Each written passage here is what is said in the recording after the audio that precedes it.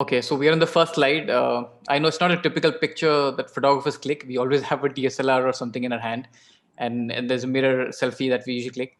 But since I'm an influencer as well, this was shot at an event. Yeah, I'll just show you the content of today's presentation. It's about me, my timeline, my photography, and genres that you could be interested in. So yes, Gabriel has already introduced me. I'm a photographer based in Delhi, and I shoot weddings and fashion product and many other genres. After my BBM, I moved to Manipal University to complete my master's in media and communication. And I've covered lots of weddings, 100 weddings, in fact, in my last 10 years of experience. And yes, that's about it. Now, moving on, I'll just show you my timeline. To 2005 is when I moved into, when I got an admission into St. Aloysius College. I did BCA, in fact, for a semester before dropping out. I realized computers was a bit too technical for me. And in 2006, I re-enrolled into St. Aloysius College into the BBM program. And 2007, I think a year later, smartphones were evolving, and that's when I had my first smartphone, which had a good camera as well. So that's when I started my tryst with photography. And in 2011, after completing my masters, I moved to Delhi, where I worked as a graphic designer. I quit, then I got into wedding photography. Again, I quit that because I was not able to sustain myself. So I went back to a job as a graphic designer for another year. In 2012, again, I quit. And this time I tried my hands at product photography, and I worked in a digital agency as well. Again, in 2013, this is the second time, a third time, in fact, that I've quit and joined. So this time, but this time I started my career full-fledgedly as a photographer. I didn't quit after this. I assisted a photographer by the name Anushka Menon. You should check out her work on Instagram and on Google. Brilliant work. She's an amazing fashion photographer, one of the leading fashion photographers in Delhi and in India for that matter. And 2014, I shot my first editorial for a magazine called Cosmopolitan. 2015, for the next 2 3 years, I was shooting the Vogue wedding show, official photographer for the Vogue wedding show. 2016, I tried my hands at automobile photography. I shot Ford. I shot for Ford automobiles. I shot. I think the Ford Figo had launched then, so I had covered that the social media platform aspect of it. And in 2017, I did a workshop for Canon. I also was an influencer for several mobile brands like Huawei, Honor, and Nokia. In 2018, I was featured as an influencer for Samsung Note 9. And in 2019, I got into full-fledged travel photography as an influencer, where I would travel on behalf of brands and for airline companies, visit new places and create content for them. And yes, 2020, we all know what happened. That was me on the left hand side, a happy face on January 1st, 2020. I was hoping to be the best photographer. I was hoping to win an award as a best wedding photographer for that particular year. But yeah, soon within few months, the pandemic happened. I was not shooting, and that was my misery. And it's still almost there. I haven't shot a wedding in a while now, but it's okay. Let's whenever the pandemic gets lifted, we should be getting back to work.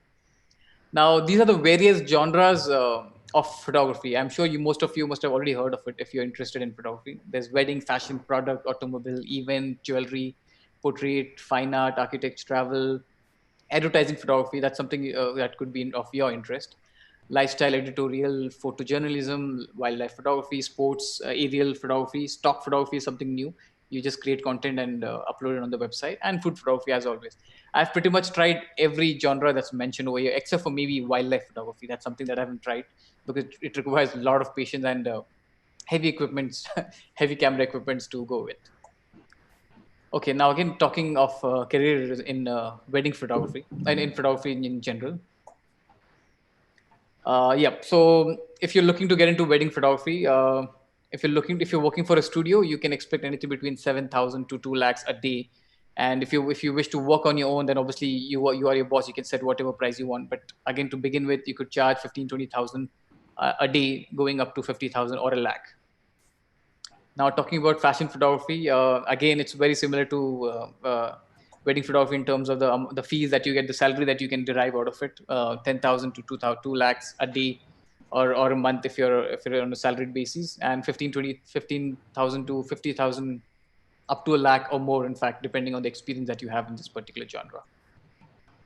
Product photography is in these days, because of thanks to Amazon, Flipkart, and other e-commerce websites. Everyone wants a product photographer these days. I get a lot of calls. In fact, monthly I get at least 15 to 20 calls a month just to shoot products for various brands. Again, a very similar salary package that you can expect. Automobile photography is one of the most challenging bits of photography, because you're dealing with something that big, highly reflective. It's technically, you have to be very sound, and you should be prepared. You should have done your homework before you shoot automobile photography. Again, if you're working for a magazine, for a automobile magazine, expect anything between 30 to 2.5 lakh salary, depending on the experience. And if you're freelancer, again, you can set whatever price you feel like. Event photography, it's very simple. There's an event, 3-4 hours max, of 8 hours at the max. Very similar to weddings. There are people involved. There's an activity happening. Again, a very similar salary and fees package that you can expect. Interior photography, again, one of the most challenging bits of photography, because you're dealing with such a large scape, and lighting is involved. Sometimes if the sunlight is not doing good, you have to make sure you figure out something on your own, get your own lights, or if you could uh, play with the bulb mode on the camera, you could fix this. You could master the art of interior photography. Travel photography, again, is something that started off recently thanks to Instagram. Everyone is looking out for a travel photographer who could click great content for the tourism, for the website, and for the social media. Again, a very similar package. I've done a few activities for Malaysia tourism, Gujarat tourism, to name a few. Okay, supporting careers. If you don't wish to be a photographer, you could simply be a photo editor, edit pictures of whatever the photographer gives to you. Art director, production, beauty retouching is very similar to photo editing. It's just that you're working mostly on faces of models. Product CGI is an upcoming trend. You could be a styling person, a light man, a studio manager, as simple, and a graphic designer. Again, guys, while you are at it, make sure that you enroll yourself into a session of graphic designing. I mean, do a crash course in graphic designing. It could help you, not personally, maybe if in future, if you wish to quit your respective lines, you could always you use some bit of graphic designing in your life. I did a crash course for 3 weeks, and I'm still using it in my photography bed.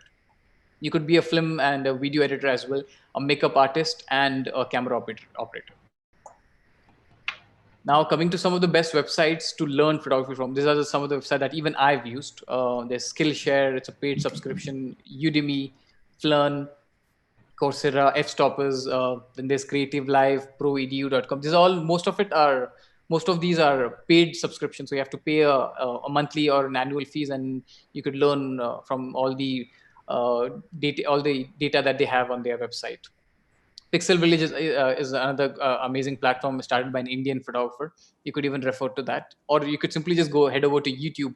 In fact, when I moved to Delhi, YouTube was the one that came to my rescue. If I got a call for a particular genre of photography, I would always research. I would do my homework on YouTube and prepare myself. I would do some test shoots at home before heading out for the actual shoot. Again, some etiquette that I've learned over my 10 years of experience. Be punctual always. If you set a call time of 8 o'clock or 9 o'clock, make sure you're there 15-20 minutes before that. You see the studio is ready, the space is ready, you've done your recce, and you know what shots you're going to take, and you brief the team that's present over there. Be organized, of course. Have your work organized. Be prepared for the shoot a day in advance. Do not just party or party while you have a shoot next day. Just relax, plan out what you could do next day. Keep Charge your batteries, have your camera bag ready, dress up well. Yeah, this is very important, especially in a place like Delhi or even Bombay for that matter. People have a first impression the way you dress up, so always be well dressed. Get your hair done and everything. Be prim and proper. Be confident, of course. Confidence comes with experience. So the more you shoot, the more confidence you'll get. Be proactive. Always go out that extra mile for your clients. And one thing I really stand by is under promise and over deliver. Always have a promise, whatever it is, or under promise, deliver and under promise. But make sure you over deliver it. If you're saying you'll give client 6 pictures edited, you could probably give them a couple of more pictures, and they would be happy, and they would obviously come back to you for the next shoot. Go that extra mile for your photographer, as I've already mentioned. And don't forget to smile. Don't be serious. If you're smiling, if you're happy, it shows that you're confident and you give out that same positive energy to people around you. Yes, I think that's about my session. Thank you. I'm open to questions if you have All anything right. from my particular session. Thanks, Mr. Faizan. How much time did it take, by the way? That's all right. Okay. Yeah. We got two questions. Okay. First, one thing is they just want to know a little bit history about candid photography. And now that's taking over. That's really ruling like anything. So they Okay. just want to know about candid photography, when it started in India, how many years of history. That's the basic thing. Okay, honestly, I think it's not something new. Candid photography started around the time when I was clicking pictures. So maybe 2010, 11. That's when candid photography was a hot thing. Everyone wanted a candid photographer. But over the period of time, I do not call myself a candid photographer anymore. I call myself photographer because I'm there to cover every expression, every moment of the wedding or the event that's happening. So I keep it very generic. Candid was a hot term. It's not anymore.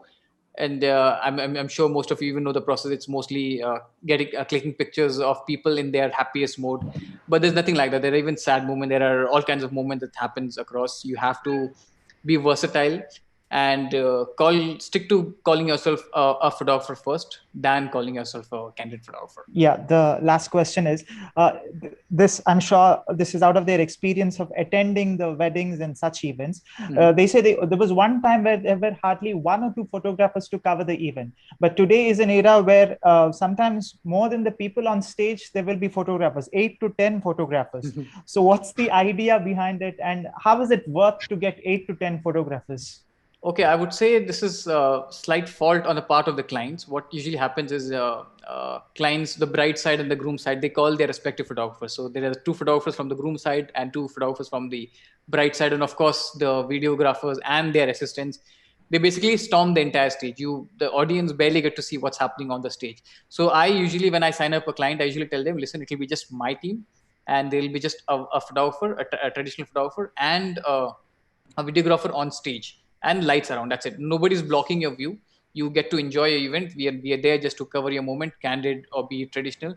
And yeah, so it's mostly we try to convince the client not to hire two different set of photographers, because it becomes a tussle on the stage as well. We're both fighting to get the same shot, and sometimes it gets very unpleasant for both the teams involved. And if you see, eventually you're getting similar pictures, so why waste twice the budget and get the same pictures? Give us that money instead. In fact half of that money that we are quoting, and we'll do a good job. Yep, that's All right, about it. all right, yeah. Thanks, Faizan. I was the Thank you. thoughts were really refreshing, and they must have got a really good idea when it comes to photography. I Thank you hope so so they much. did. Yeah, they can. Yes, You, thank you you. guys can connect with me on Instagram or Facebook, whichever platform that you find me on, and I'll help you if you have any further queries regarding the same. All right, thanks, Faizan. Cheers. Thank you.